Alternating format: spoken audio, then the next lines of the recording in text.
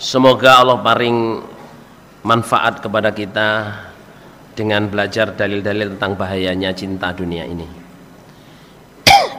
Yang pertama, bunyinya gini, ra'su kulli khotiatin hubbud dunya.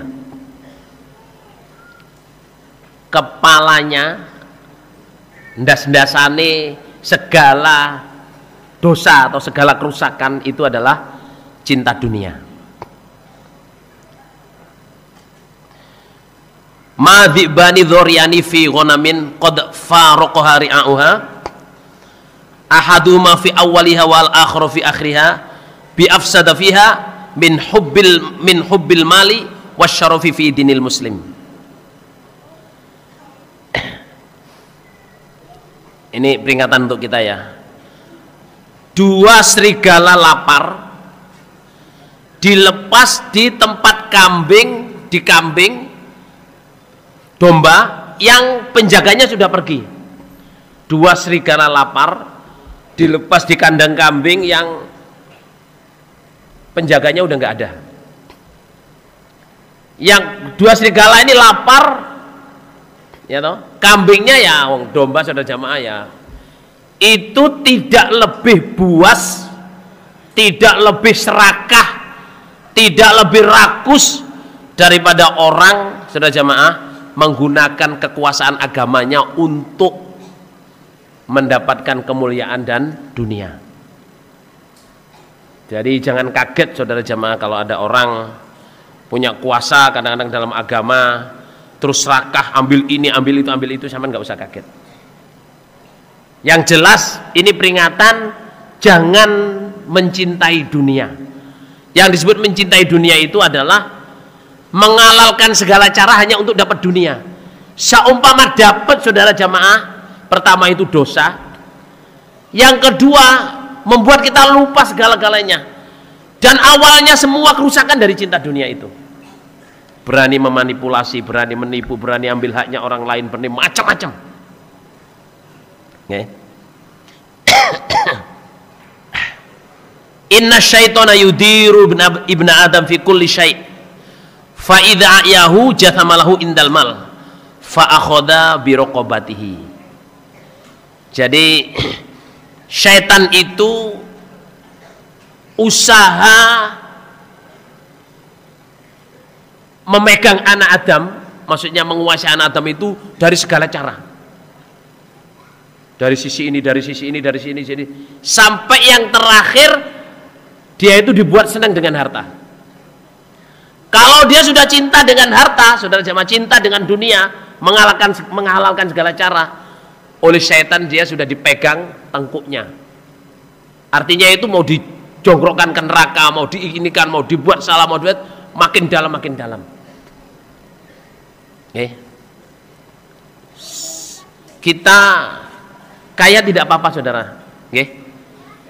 Kaya tidak apa-apa, yang penting harus bisa menggunakan kekayaannya untuk apa saudara jamaah? Untuk kebaikan agama. La ba'sa bil ghina. Tidak bahaya, tidak apa-apa kaya, tapi bisa menggunakan kekayaannya. Jangan disetir oleh kekayaannya. Qala Rasulullah sallallahu alaihi wasallam, malam yata'azza bi'azaillah taqatta'at nafsuhu hasaratin 'alad dunya. Barang siapa yang tidak merasa mulia dengan kemuliaan Allah, maka dirinya akan dibuat oleh Allah berantakan, menyesali dirinya terhadap dunia. Maksudnya itu selalu berharap gini ya, sampean sudah jadi jamaah, mestinya kita ini bangga. Ingat ya, cantolan Bapak Imam Haji Nur Hasan Al-Ubaidah Lubis. Beliau pernah nasihat, saudara jamaah, kita semua ini sudah jamaah dan calonnya ahli surga. Seandainya karena jamaah ini kita deblek, hidupnya berat sampai seperti keset, pijakan kaki yang di depan pintu, orang keluar masuk rumah ngijekin kita, tapi kita bisa nanti pulang di jamaah, bisa sambung, bisa taat Allah Rasul imam, itu masih berani susuk, masih berani bilang ada lagi nggak yang lebih menderita daripada ini? Karena apa? Itu cuma 1000 tahun, maksimum 1000 tahun, nggak ada 1000 tahun. Setelah itu mati masuk surga selama-lamanya, jadi raja yang diagungkan. Seandainya karena nanti pulang di jamaah kita itu dipepet orang, sana gencet sampai gepeng koyo ilir. Apa gepeng koyo ilir sama? Sampai tipis seperti kipas. Saking beratnya hidup. Itu kita masih berani susuk. Ada lagi nggak penderitaan yang lebih daripada cuman jadi kipas? Karena apa? Itu cuman sementara. Habis itu masuk surga. Sejamaah ya, misalnya di Gading ini, sampean nggak punya kos-kosan, ya nggak apa-apa. Nggak ada bagaimana lur? Cuman bisa jual bakso, cuman bisa jual nasi, cuman bisa punya restoran, ya atau cuman bisa punya sawah 5 hektar, nggak apa-apa saudara, nggak usah, ya toh. Kakean ya? Oh kakean 5 hektar. Lah sak piro? 1 hektar nih. Baron 1.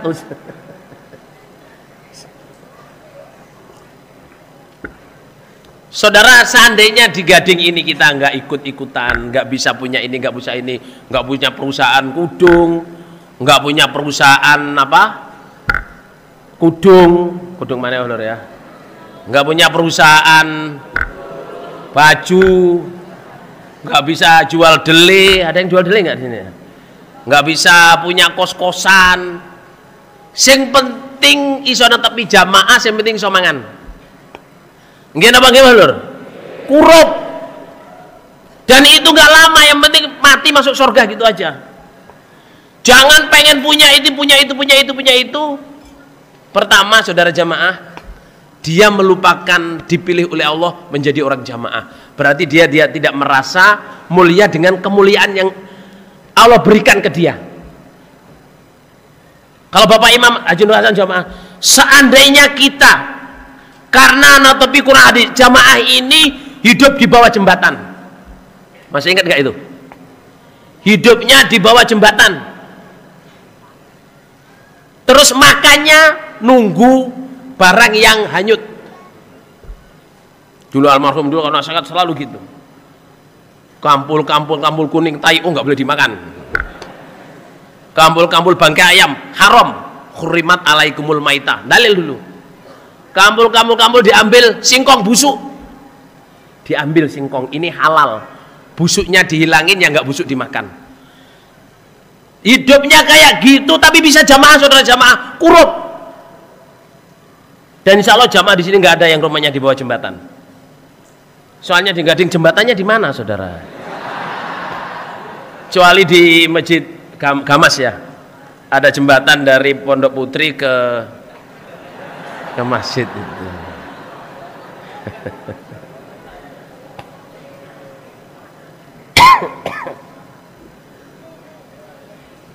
Siapa yang tidak merasa mulia dengan kemuliaan Allah, yang dilihat hanya urusan dunia, nanti dibuat hatinya itu nelangsa hanya untuk urusan dunia. Waman adba'a basarahu ma fi aidin nas kathura hammuhu walam yafsi ghaiduhu. Siapa yang mengikutkan matanya selalu melihat yang dipunyai orang, itu sudah punya mobil, itu sudah bisa bangun rumah, itu rumahnya tingkat 3, itu rumahnya tingkat 2, itu kos-kosannya, selalu melihat begitu saja jamaah. Dibuat oleh Allah, dia akan selalu bersedih dan gak akan sembuh mangkelnya, jengkel aja. Itu utang kemana itu? Bangi utangnya sak piro lho. Gak usah ndelok ben. Bah jungkir walik, bah melding, bah jengking. Nggih napa nggih lho? Biar sandalnya jinjit depan, biarin aja saudara. Gak usah dipikir kok wong gendeng sih jinjit kok jinjit depan. Ya biarin. Wong dia memang nyamannya begitu. Gak usah dipikir. Nggih. Ini Gading kita ini saja mah ngelihat dunia ini sama, nggak usah terpengaruh. Biasa. Punya mobil biasa, orang punya duit dia kok. Nggih napa nggih, Lur? Kalau sampean nggak punya duit, nggak bisa beli mobil, ya biasa, memang nggak punya duit kok. Yang aneh itu nggak punya duit, punya mobil. Gimana itu jamaah? Mbuh nyewa, mbuh nyilih, mbuh nopo, mbuh ribo. Wa man lam yarallah azza wa jalla alaihi nikmatan illa fi mat'amin au masyrabin au malbasin faqad qassara amaluhu wa dana adzabuhu. Barang siapa yang tidak melihat nikmat Allah kecuali pada makanan, minuman, pakaian, berarti orang ini amalannya akan pendek, maksudnya selalu kurang beramal. Terus siksanya dekat. Maksudnya gini ya, kita menjadi orang jamaah jangan yang kita pikirkan cuman makan, pakaian, dan minuman. Wis sing dipikir mangan ae bos lur. Mangan nanti, mangan opo lur? Mangan bung, mangan pring, mangan wis. Semuanya lho, mangan opo pertanyaannya. Jamaah jangan begitu, pakaian juga gitu. Pakaiannya ganti-ganti. Wes jan masya Allah saudara. Sugih dadi gombal. Qala Rasulullah sallallahu alaihi wasallam, "Inna dinaro wa dirhama ahlaka man kana qablakum wa huma muhlikakum." Nggih, ingat-ingat. Dinar atau uang dari perak dan uang dari emas dan uang dari perak itu telah merusak umat sebelum kamu. Nanti uang ini juga akan merusak kamu. Nabi bilang itu bukan fakir yang saya khawatirkan terhadap kamu, tapi yang saya khawatirkan adalah dibukanya harta kamu menjadi kaya. Karena apa? Kalau udah kaya sudah jamaah orang itu, ya itu tadi dibuat oleh setan itu, didorong oleh setan kemana-mana. Merasa pandai, merasa paling pol, hidupnya israf, ya toh. Kalau ada orang datang tuh selalu disuudoni utang. Nggih napa nggih, Lur? Terus kalau lihat usaha itu selalu ingin, wah saya juga usaha gitu. Na'udzubillah min dzalik.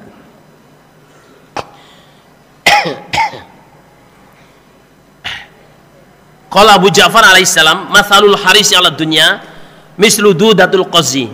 Kullama izdadat minal qazi 'ala nafsiha lafan kana abadalaha minal khuruji hatta tamuta qumman." Astagfirullahaladzim. Orang yang selalu ingin punya ini, punya itu digambarkan oleh Allah, digambarkan di hadis ini ya oleh Nabi seperti ulat sutra. Makin lama dia bikin apa namanya rumah-rumahannya itu yang menganukan dirinya, makin susah dia untuk keluar sampai dia mati dalam keadaan sedih. Kita saudara jamaah ya, kalau udah diberi kekayaan oleh Allah, ini umum ya, saya udah ngelihat banyak orang jamaah itu kaya itu dikembangkan ini, kembangkan ini, kembangkan ini, kembangkan ini, kembangkan ini.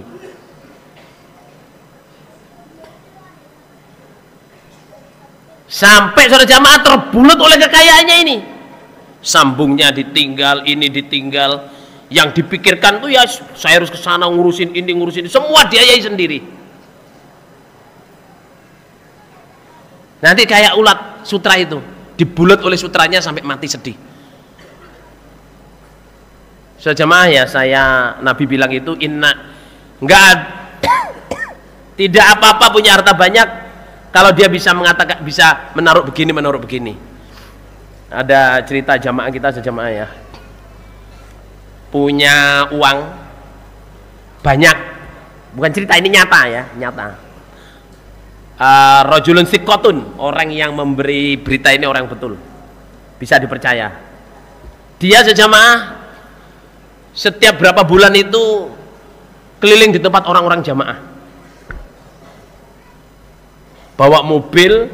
Ini saya beritahu ya, yang kaya-kaya nggih, sing duwe duit, dia bawa mobil isinya Quran kosong dan himpunan kosong yang sudah dijilid. Bawa sarung, bawa mekena. Dia mendatangi kelompok-kelompok, ditanyain mana ada anak yatim yang perlu, mana ada fakir miskin yang perlu, akan saya kasih kitab, saya kasih ini. Sampai saudara jamaah di satu tempat itu imam daerahnya menangis. Sebelum bapak datang ke sini nih, saya nggak tahu kalau di sini ada orang fakir, orang miskin, anak yatim yang beli kitab aja nggak mampu. Dan ini dilakukan rutin, saudara. Dikasih uang berapa juta, dikasih kitab, terus bilangin kalau kamu mau mondok silahkan, saya kasih duitnya. Ini rutin dikerjain. Salah satu contoh gimana kita itu mendistribusikan kekayaan kita. Semoga Allah paling barokah, semoga Allah paling faham, semoga Allah paling karena Allah. Aghnal ghina man lam yakun lil hirsi asiron wa qalla tusyiru qulubakumul istighalu bima fata fatashghalu adhanakum 'anil istidadi bima lam ya'ti. Paling kayanya orang kaya adalah orang yang tidak terpenjara, yang tidak ditawan oleh keinginannya. Maksudnya apa? Orang itu kalau dipenjara keinginannya, itu menjadi orang fakir, saudara. Ingin ini, ingin itu, ingin itu, ingin itu, ingin itu. Tapi kalau orang itu sudah bebas dari keinginan, artinya bisa mensyukuri apa di dirinya sendiri. Wes Pak enteng urip. Kita ngelihat banyak sejamaah ya, kadang jadi pegawai negeri bolos hanya untuk urusan bisnis.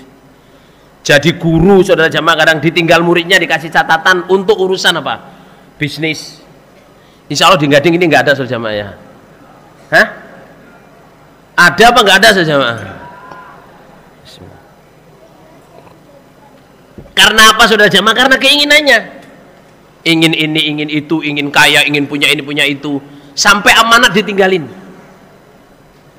Sebenarnya kalau dia serius menangani apa yang sudah jadi amanat, al-amanatu tajlibur rizqa wal khiyanatu tajlibul faqra. Amanat itu menarik rezeki, khianat menarik kefakiran. Nggih. Semoga Allah paring barokah. Anizuri Muhammad bin Muslim ibnu Abdullah qala su'ila Ali ibnu Husain alaihi salam ayyul a'mali afdalu indallah. Qala ma min amalin ba'da ma'rifati azza wa jalla wa ma'rifati Rasulillah sallallahu alaihi wasallam afdalu min bughdid dunya. Fa inna lidzalika la syi'aban katsira. Titik. Cucunya Ali bin Abi Thalib. Cucunya siapa saja jemaah? Ali bin Abi Thalib. Dia Ali bin Hasan, Ali bin Husain bin Ali. Dia itu pernah ditanya, amalan apa yang paling utama setelah mengenal Allah, setelah dekat dengan Allah? Dia bilang, amalan apa yang paling utama? Dan dia bilang gini, amalan yang paling utama setelah mengenal Allah adalah benci dunia. Benci dunia maksudnya itu, jamaah, tidak senang dengan urusan dunia. Bukan berarti tidak kerja, saudara jamaah. Ya kerja, ya berhasil, ya apa, tapi tidak sampai menerjang yang haram untuk dapat dunia. Soalnya apa? Tidak senang dunia itu, cabang kebaikannya itu banyak.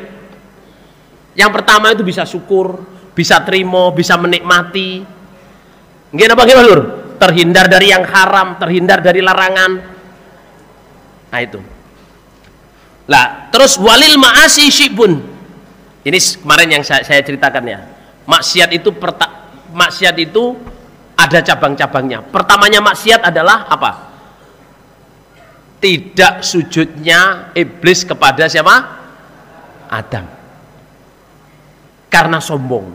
Jadi sombong itu saudara jamaah awal mulanya maksiat, dan orang sombong susah tobat.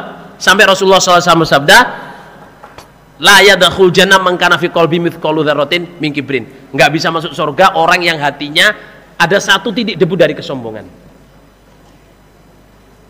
Sombong itu apa? Menolak kebenaran, meremehkan manusia. Lah. Terus summal khirsu, kemudian keinginan.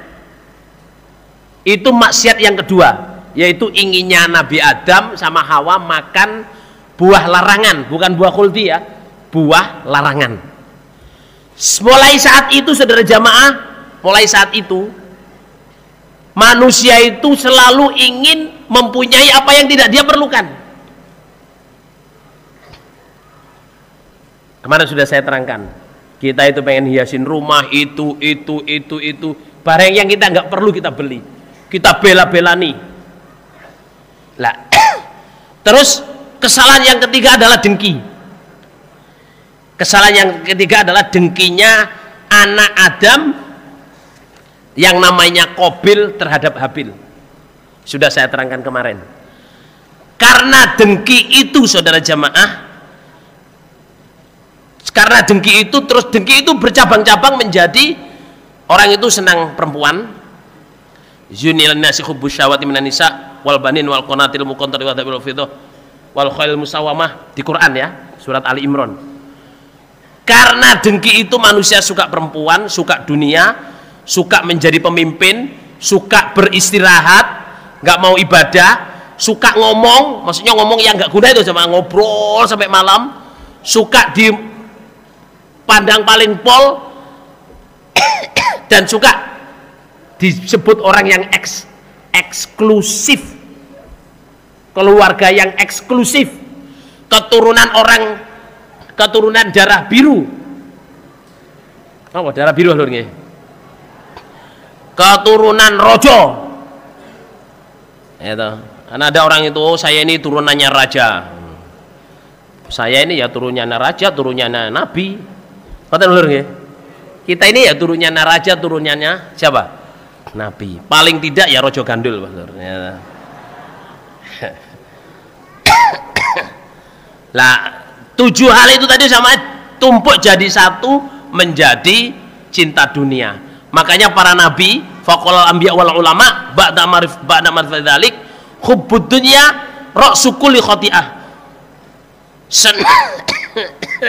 Astagfirullah.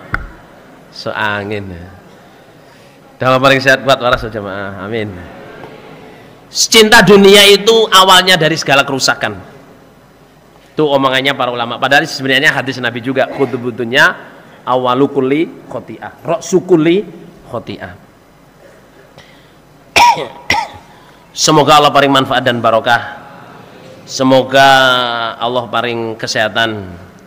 Semoga Allah paling kita semua selamat dunia akhirat. Tidak saya baca semua karena kemarin sebagian sudah banyak yang saya terangkan dalam nasihat-nasihat. Insya Allah saudara jamaah, nasihat selama 2 hari ini saya sudah berusaha untuk bisa menyampaikan apa yang ingin saya nasihatkan di jamaah, terutamanya jamaah di Gading, Mangu, Muhajir dan Ansor ini. Saya tulis, saya solati, saya doain, saya zikirin, saya pilih dalil-dalil, tapi saya merasa belum puas. Ada beberapa hal yang mungkin bahasa saya kurang bisa menyampaikan apa yang saya maksudkan. Ya, mudah-mudahan bapak-bapak dan ibu-ibu diberi Allah kefahaman melebihi saya. Karena dalil Nabi, rubba mubalaghin afqahu min sami. Kadang orang yang mendengar, maksudnya muridnya, lebih faham daripada orang yang menyampaikan. Itu husnudzon saya. Jadi saya nulis semua poin-poin saudara jamaah itu, saya merasa menyampaikannya itu masih kurang dari 50%. Yang saya tulis, yang saya angan-angankan. Tapi itu ya kehendak Allah, karena setiap saya naik meja di sini, saya selalu bilang ke Allah, ya Allah, saya sudah belajar, saya sudah nulis, saya sudah usaha, saya serahkan kepadamu apa yang akan keluar di meja ini. Itu doa saya. Tawakkalna 'alallah, hasbunallah wa ni'mal wakil. Terus saya husnudzon besar, saya doa, selalu doa saja jamaah, semoga jamaah yang datang di sini mendapatkan kefahaman lebih dari sekedar kata-kata saya. Amin. Itu doa saya ya, itu doa saya. Sekarang saya ceritakan. Terus saudara jamaah, maksud saya memberikan nasihat 2 hari ini adalah supaya kita bisa merangkum, memahami pengajian kita selama ini. Kadang kita itu ngaji banyak, tapi mendengar nasihat atau mendengarkan penjelasan kurang. Sehingga saya berusaha sakpol kemampuan saya, dan saya doa juga. Jadi bukan hanya ini ide saya doa juga. Semoga apa yang saya sampaikan ini membawa hikmah yang banyak kepada saya utamanya dan kepada semua jamaah. Alhamdulillah, jazakumullah khairan. Kepada semua pengurus, ya toh, semua panitia, semua jamaah yang berpartisipasi di terselenggaranya ini, acara ini saya syukuri, alhamdulillah, jazakumullahu khairan. Saya mohon maaf yang sebanyak-banyaknya tidak bisa memberi sebaik seperti yang bapak-bapak berikan kebaikan kepada saya, menyediakan tempat semuanya, sound system semuanya. Jadi saya mohon maaf yang sebesar-besarnya. Juga saya mohon maaf kepada jamaah-jamaah semua di sini pendengar, apabila dalam 2 hari ini kata-kata saya, ucapan saya menyinggung, tidak menyenangkan, saya mohon maaf yang sebesar-besarnya. Alhamdulillah, jazakumullah khairan. Kebenaran datang dari Allah, kalau saya salah datang dari saya. Oke, alhamdulillah, jazakumullah khairan. Semoga Allah paling manfaat dan barokah. Sekali lagi kalau ada kata-kata yang kurang berkenan, saya mohon maaf sebesarnya. Semoga Allah paling kita bisa ketemu lagi tahun depan, ya, dengan kalimat hikmah yang lebih baik, yang lebih murakapi, yang lebih mengena kepada kita. Ngoten nggih? Semoga kita semua diberi kesehatan, kekuatan, bisa ketemu lagi. Alhamdulillah, jazakumullah khairan. Yang jauh-jauh perjalanannya pulang ke tempatnya masing-masing, saya doakan Allah paling selamat, lancar, aman, barokah. Bisa mendapatkan ilmu yang manfaat, bisa mendapatkan hikmah yang banyak. Insya Allah dari saya cukup sekian. Alhamdulillah, jazakumullah khairan. Assalamualaikum warahmatullahi wabarakatuh.